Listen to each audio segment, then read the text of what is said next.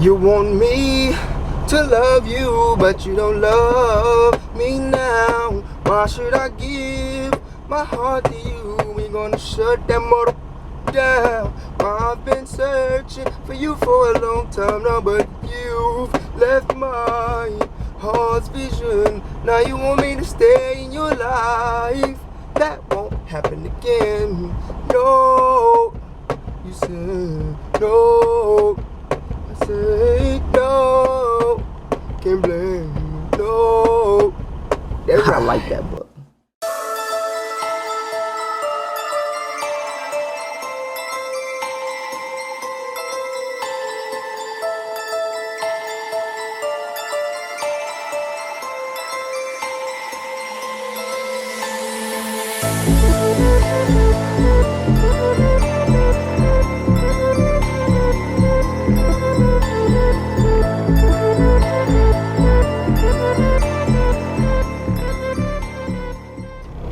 What's going on with it? My name is Charleroi Creef, and I am up on you now.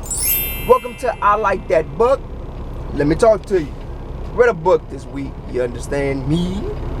It was called The Family Upstairs, and it was by Lisa Jewell. Now, let me make sure that's correct because a pimp makes mistakes. That was correct. And so, now we're moving on. I thought I listened to the audiobook and it was very, very creepy. Oh, look at that water right there. There'd be a lot of geese just chilling in this thing, man. So what that means, what that tells me is it's a lot of geese off up in that river right there. But anyway, Lisa Jewell.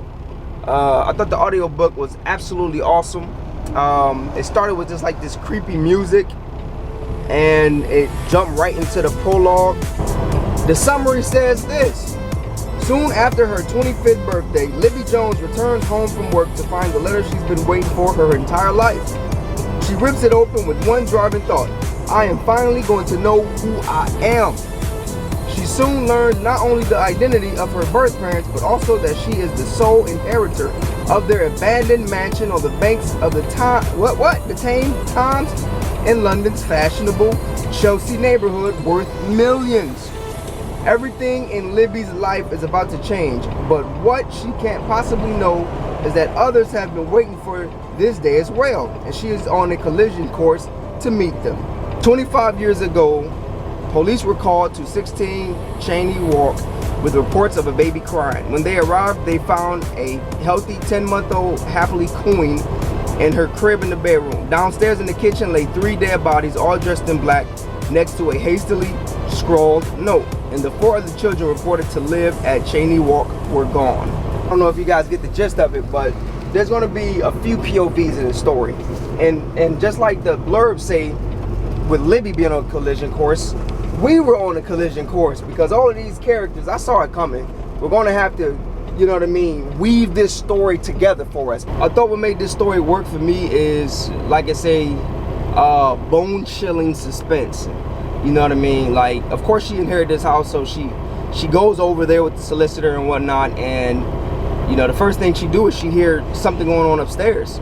Now again, there's a POV of a person in the past telling the story of the family, you know, in present time. So of course we following the main character and we trying to figure out, okay, was it true? Did her parents really commit suicide? And then she finds the person who wrote the article way back when about the suicide pact, and come to find out, he like, yo, I done fluffed a lot of that stuff because not only can I not find any of the damn people, most of the people who allegedly lived there, but a lot of my facts or whatever was just made up facts. So now he's motivated because he found the baby, who is Libby. If you like reading about cults, if you like movies about cults, if you like documentaries about cults, this is the novel for you.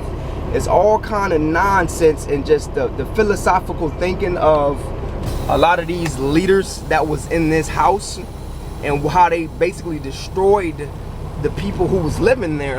And it's going to make you angry, it's going to make you sad. I don't see how it's going to make you happy, this kind of book.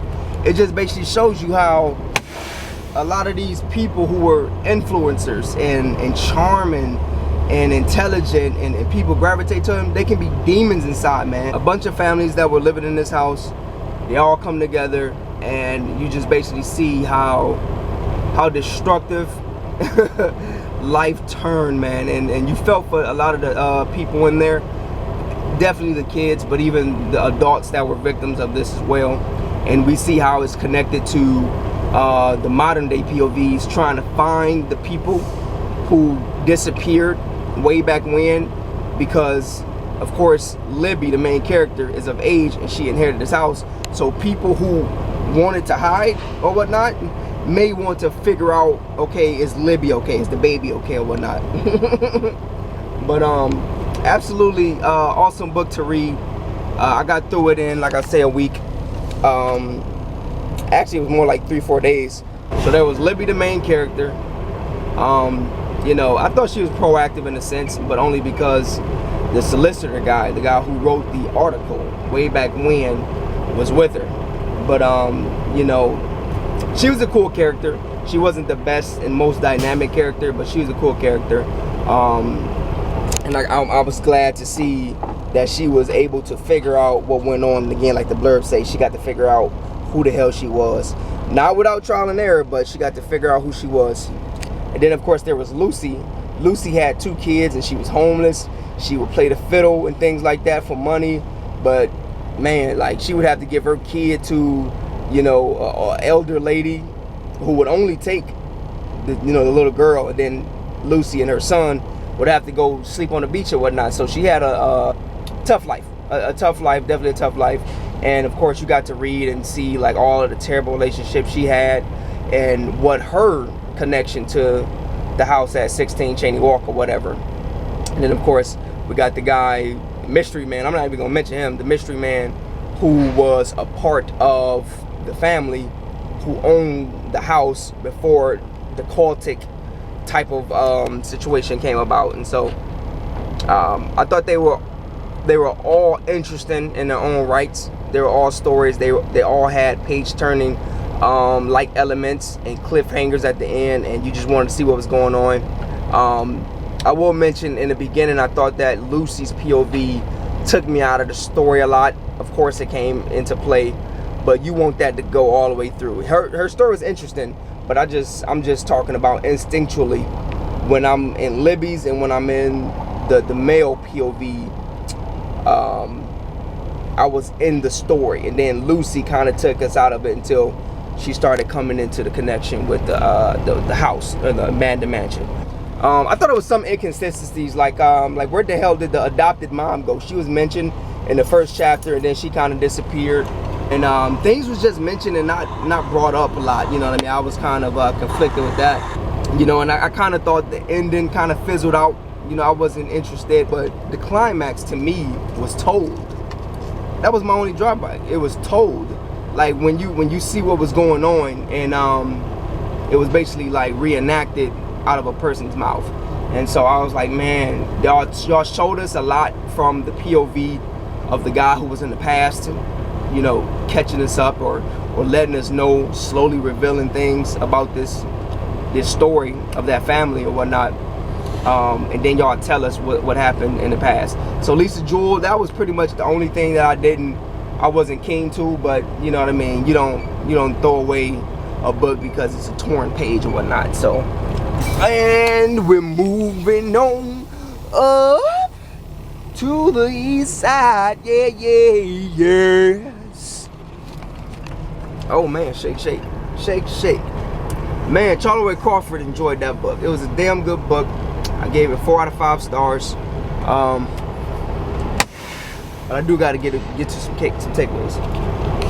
Number 1, if your life changes drastically for the better, watch who you tell, right? Who would you tell right now if you won $3 million, right? Think about that, because you got some people on this side who you gonna want with you, who you gonna want to take with you. You got other people on this side who's gonna be haters, who's gonna try to plot your downfall, who's gonna try to take every single red cent because they know that you loyal to them, right? So you don't have to change, you don't have to tell everybody. The same thing goes for if you're down on your luck or whatnot.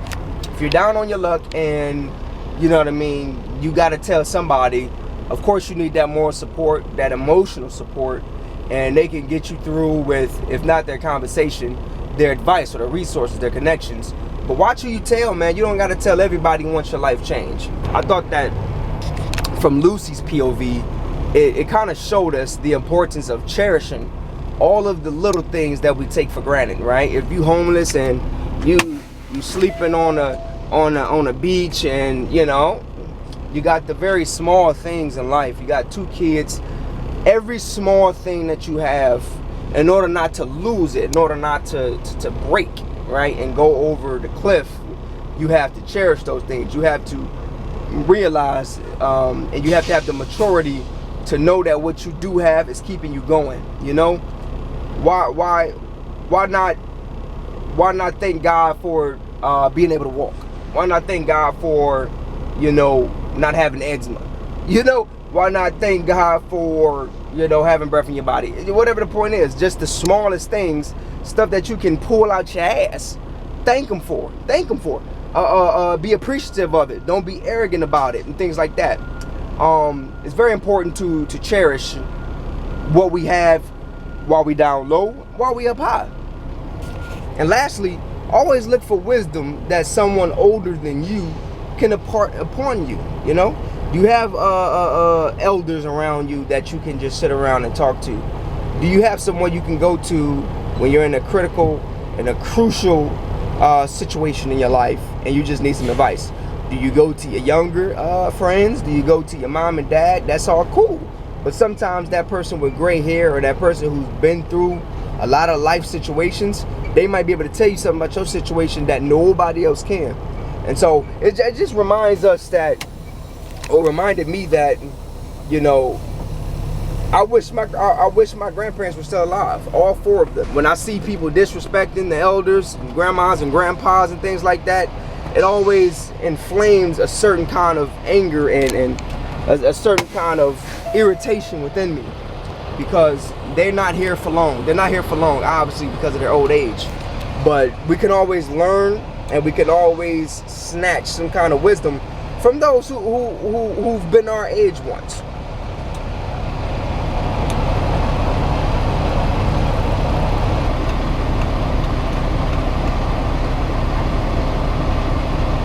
Anyway, I gave this story right here a 4 out of 5 stars. Awesome suspense / mystery novel, Miss Lisa Jewell. I was very, very entertained. I'm glad I got to read it, and I'm definitely gonna read some more of your stories. I say that all the time, but you know, you're a name that, you know, if I see your book on the bookshelf, I'm able to snatch it and know that you got credibility with me. And you know, I'm glad you showed that even though life is tough, it can change like that for the better if we just hold on. No matter if we had creepy ass families upstairs or whatever the case may be, who may have changed our lives or changed our families' lives in the past, and made it more so where we have to struggle through our life.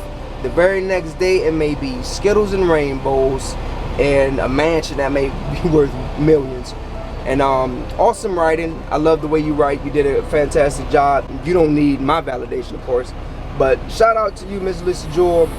This has been the review of The Family Upstairs by your boy Charlie Roy Creef. And now it's time to say goodbye. Won't you please come back and say hi?